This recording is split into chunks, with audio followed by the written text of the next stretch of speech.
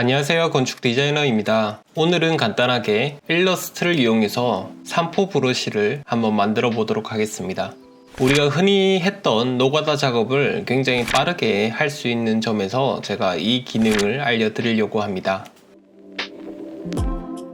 포토샵의 브러쉬와 비슷한 효과가 있으니 참고를 해주시면 좋을 것 같습니다. 먼저 일러스트에 제가 임의로 원을 하나 그려주고 이런 나무를 하나 만들어 줬습니다. 나무를 객체를 하나 잡아서 제가 이 오른쪽에 있는 브러쉬 드래그를 하겠습니다. 드래그를 하면 새 브러쉬라고 해서 여러가지 종류가 나오는데 산포 브러쉬 혹은 스케이터 브러쉬를 선택을 해주도록 하겠습니다. 그러면 다양한 옵션이 나오는데 우선 이 옵션이 뭔지 잘 모르기 때문에 그냥 확인을 눌러주도록 하겠습니다.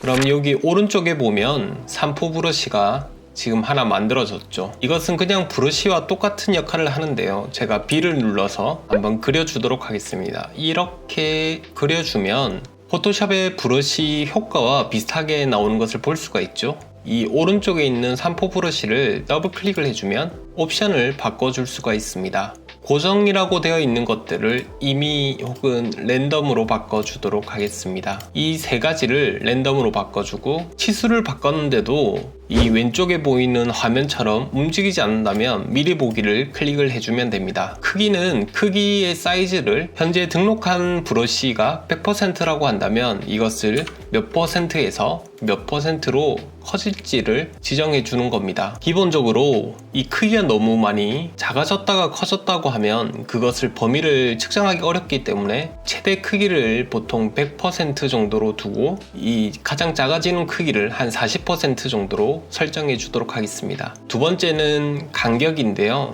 지금 이것이 100%의 간격이라고 한다면 이 간격도 랜덤하게 만들어주면 좁아지는 부분도 있고 넓어지는 부분도 있겠죠. 그리고 산포는 스캐터라고 해서 이게 흩뿌려지는 정도인데 이것은 조금 더 흩뿌려지는 게 좋을 것 같아서 마이너스 40%에서 100% 정도 해줄게요. 그러면 이런 형식으로 만들어지는 것을 볼 수가 있죠. 그리고 확인을 눌러줄게요. 이런 옵션이 뜨게 되는데요. 오른쪽을 눌러주게 되면 이것이 기존의 형태로 바뀌게 됩니다. 그래서 선의 적용을 눌러줄게요. 그러면 이것들이 바뀌는 것을 볼 수가 있죠. 꺼주고 지금 이 옵션이 되어 있는 것을 활용해서 브러쉬를 만들어 줄게요.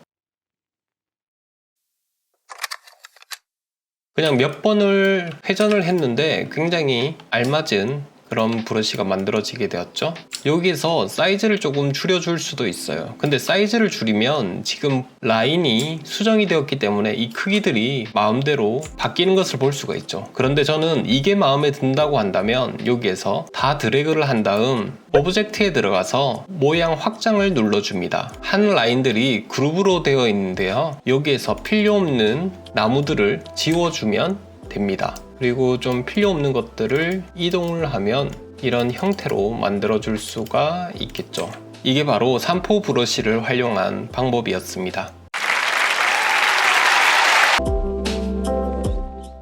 배치도를 개략적으로 만들었습니다. 그리고 왼쪽에는 작은 나무 소스를 평면적으로 하나 만들어 주었습니다. 이것 역시도 제가 산포 브러쉬를 이용해 볼 건데요. 나무 같은 경우에 산포 브러쉬를 이용하면 조금 더 빠르게 나무를 설정해 줄 수가 있습니다. 여기에서 나무 소스를 잡는데요. 이 나무 소스는 라인만 그려져 있고 속은 비어 있습니다. 여기에는 그림자를 만들어 주었습니다. 이 상태에서 제가 이것만 잡고 드래그를 해서 브러쉬를 옮겨 줄게요. 그러면 이런 옵션이 뜨게 되는데 산포 브러쉬 혹은 스캐터 브러쉬를 클릭해 줍니다. 여기에서 이름을 트리라고 지정해 주고 크기나 이런 것들은 따로 지정해 주진 않을게요. 확인을 눌러줍니다. 여기에서 제가 한번 만들어 줄게요. 산포 브러쉬를 클릭을 한 다음 B를 눌러서 라인을 그려주니까 나무들이 자연스럽게 만들어지는 것을 볼 수가 있죠. 이 아이콘을 더블 클릭합니다.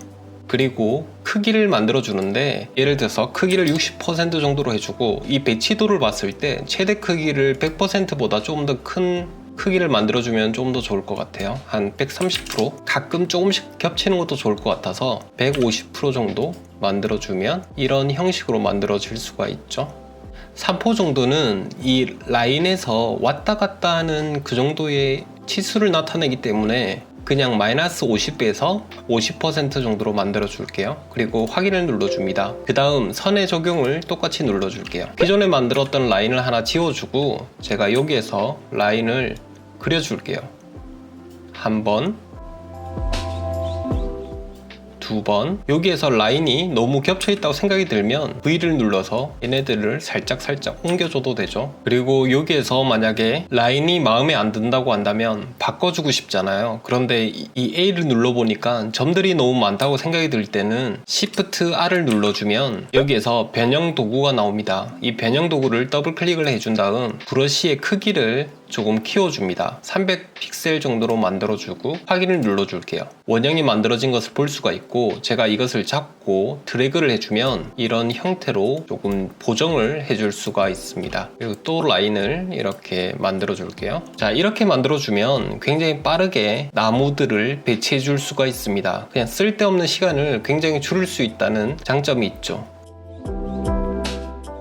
어떠신가요? 나무를 배치할 때 만약에 일러스트를 사용한다면 이 산포 브러쉬를 적절하게 이용을 해주면 조금 더 빠르게 만들어 줄 수도 있을 것 같습니다. 이런 기존들의 기능들을 잘 이용해서 다양한 방식으로 한번 만들어 주면 좋을 것 같습니다. 오늘은 여기까지 간단하게 하도록 하겠습니다. 감사합니다.